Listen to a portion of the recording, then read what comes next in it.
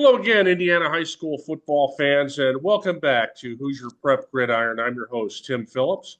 We're back again today with another edition of the Coach's Corner, where we visit with Indiana high school football coaches from throughout the state.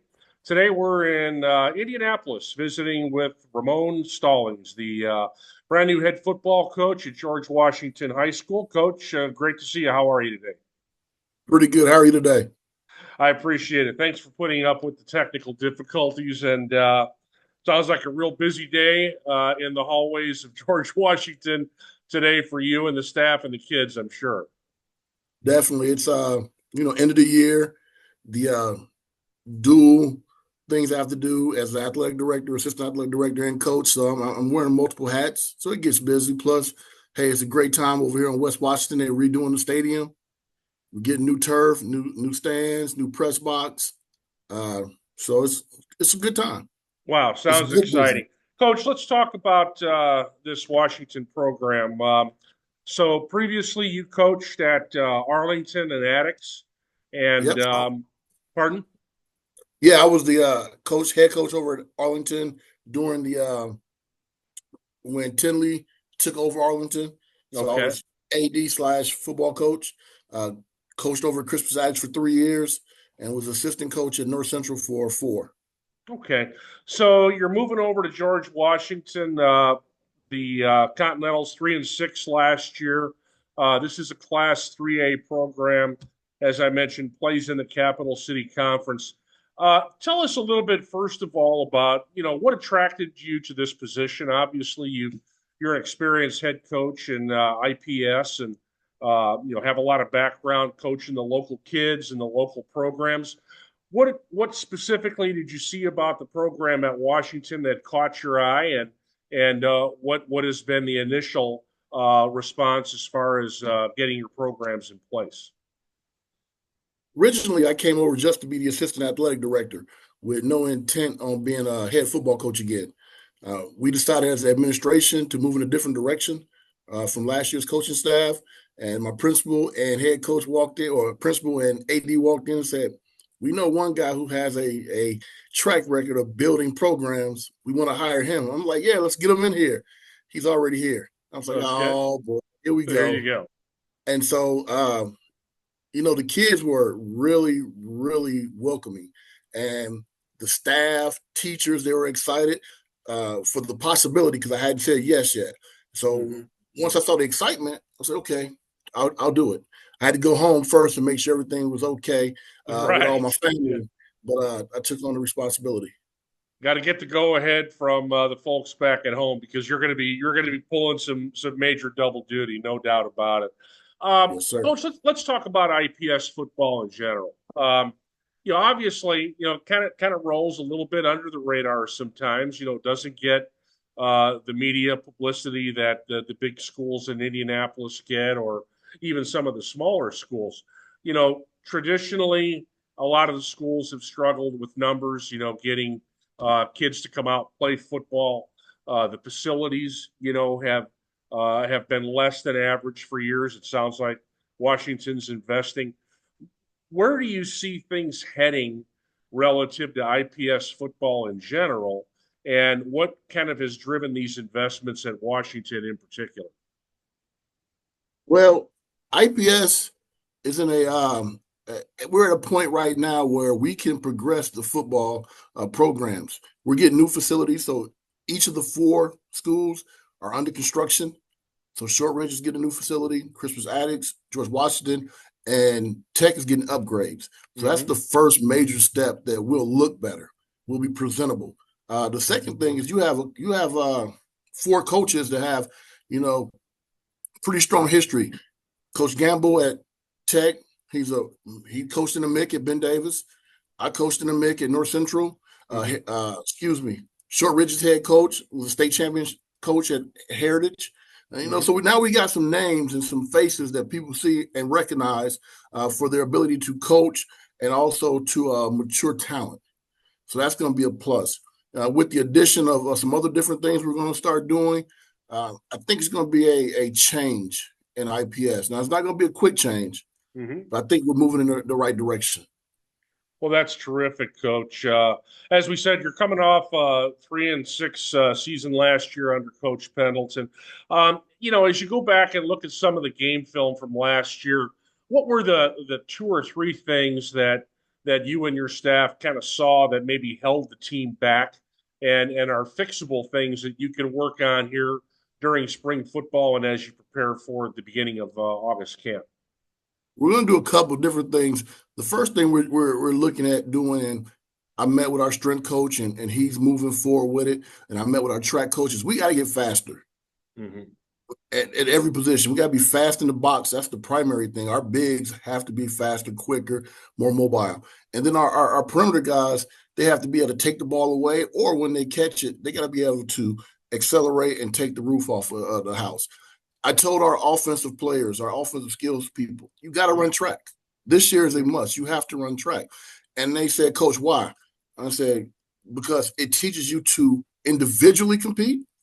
And now you're working on either running down people or running away from people. Mm-hmm. The two things that we got to get better at. All right. And I explained to those guys that speed helps in the sense that if I'm calling offensive plays, I have to be correct on every call. But if you're fast, and you can score from 40 to 50 yards out, I only had to be correct maybe one or two times, and you can get Sure. us to the end zone. And they bought into that. So we got a lot of our skilled people running the track. The next thing we talked about is we got to be more physical. Mm-hmm. But at a point of contact, we got to be the most physical person from point A to point B. Forget about C, forget about D. From point A to point B, we got to be extremely physical. And for 0 to 6 seconds, we got to be extremely physical all the time. So we got to get faster, we got to get physical, and we can't lose twice in a row. So if Mm-hmm. we have a negative play, we can have another negative play. All Sure. right. Only one time. We don't want to lose, period, but never twice in a row. So those are three biggest things. How do your numbers look in general, Coach? You're 3A school. Some schools play with 30 guys. Some schools play with 75 guys. It all depends on where you're at, what kind of level your program is at, what kind of feeder system you have, what kind of support you have in the community. How are your numbers looking right now? Where do you have the most depth, and where are you a little bit lean on the roster? We're going to be we're going to look at around 30 to 37 kids Mm-hmm. to start off.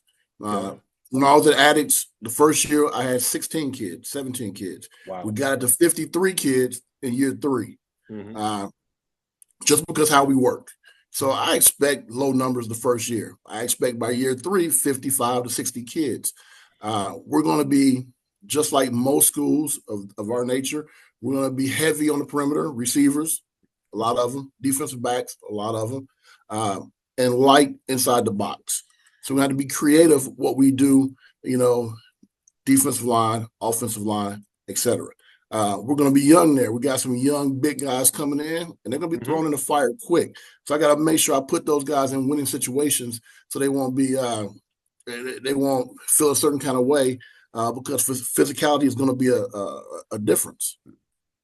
How do you develop those young guys, those young big guys that when they're playing conference play in the IPS, they're playing against their peers. When you get into the tournament, it's a whole different animal, and you're going to be running into some teams that are big and strong up and down the offensive and defensive lines. So how do you kind of fast track develop those young guys so that maybe by week 7, week 8, as you're starting to prepare for the tournament, they've got some games under their belt, they've got a lot of plays under their belt, and is it just a matter of turning them loose in practice and playing them just about every play, or is there anything else you can do to kind of facilitate their progression?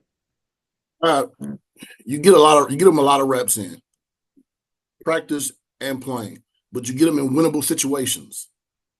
So if I have a freshman right guard and a freshman right tackle, you're not going to see those guys base blocking, drive blocking the whole game. That's not Mm-hmm. winnable. You're not going to see us in pass plays for 50 to 20 yards and having them on the island trying to block a defensive end or outside linebacker who's been playing for 3 years. I'm not going to put those guys in those situations. A lot of quick stuff, Mm-hmm. a lot of quick hitting stuff, a lot of option type things. So, hey, we may not block a guy, may get you up to the next level, something that you can win. So we Sure. want to get a lot of reps in situations where they can win. And hopefully by come tournament time, when we play bigger, stronger teams, they're used to winning. Their technique is a lot better. And mentally they're stronger. So if they do lose, because let's be honest, when we get in the tournament and play bigger teams, they're going to lose some different some different players. They're going to lose, Mm-hmm. uh, but they're Naturally. mentally strong enough to go to the next play, go to the next play, go to the next play, and they trust me enough to know that I'm going to put them in a position where they can be successful throughout these 4 quarters. You bet. You bet, Coach. Coach, looking ahead, um, what's your focus going to be, for the balance of the spring as kind of put your final preparations together for the fall season? And secondly, what are the biggest challenges that you face? You face some different issues, with the city schools as we do with the suburban and the rural schools. Kids got family issues that they have to deal with, and there's a lot of challenges that I'm sure that you face that a lot of the other schools don't.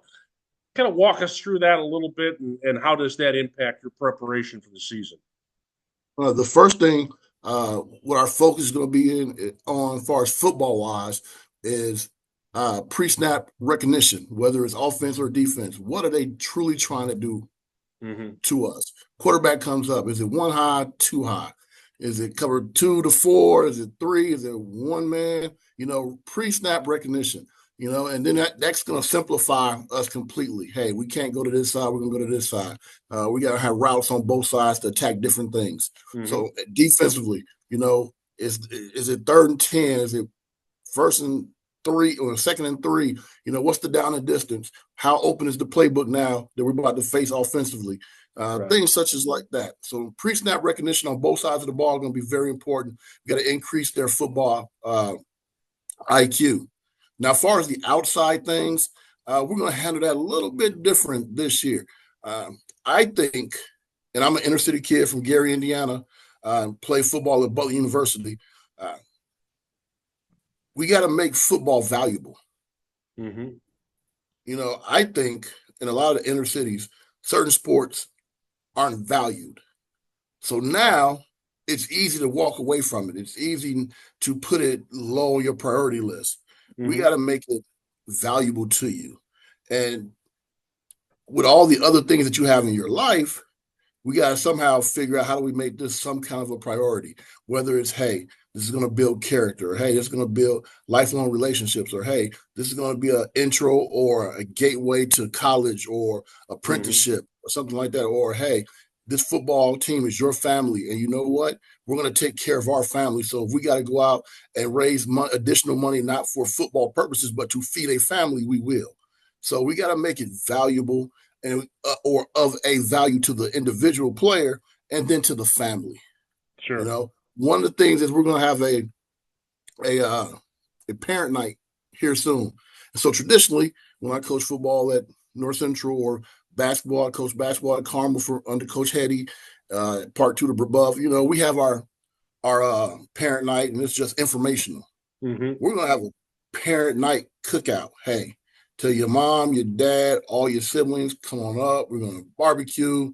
We're gonna talk football. We're gonna talk our calendar. But you know what? We're gonna give a family atmosphere. So we're gonna have fun. We're Sure. gonna eat. And so now we provide value. We Mm-hmm. just finished a fundraiser where we made approximately about $5,000. Terrific. We're gonna take that and do some different things with it, as far as like, hey, here's your practice package. It's on me.